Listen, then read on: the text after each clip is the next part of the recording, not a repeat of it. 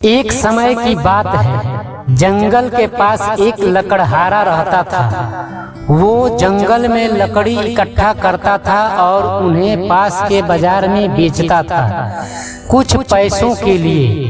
एक दिन की बात है, वो एक पेड़ काट रहा था। तभी हुआ ये कि गलती से उसकी कुल्हाड़ी पास की एक नदी में गिर गई। नदी बहुत ज्यादा गहरी थी और वास्तव में तेजी से बह रही थी। उसने बहुत प्रयत्न किया अपने कुल्हाड़ी को खोजने की, लेकिन उसे वो वहां नहीं मिली। अब उसे लगा कि उसने कुल्हाड़ी खो दी है।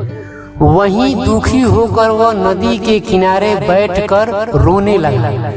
उसके रोने की आवाज सुनकर नदी के भगवान उठे और उस लकड़हारे से पूछा कि क्या हुआ।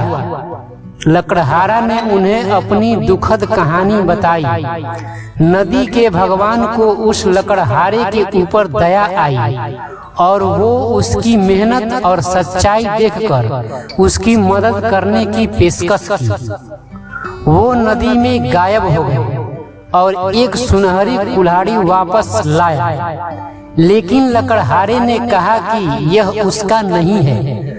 वो फिर से गायब हो गए और अब की बार उन्होंने चांदी की कुल्हाड़ी लेकर वापस आए, लेकिन इस बार भी लकड़हारे ने कहा कि ये कुल्हाड़ी उसका भी नहीं है। अब नदी के भगवान पानी में फिर से गायब हो गए और अब की बार वो एक लोहे की कुल्हाड़ी के साथ वापस आ गए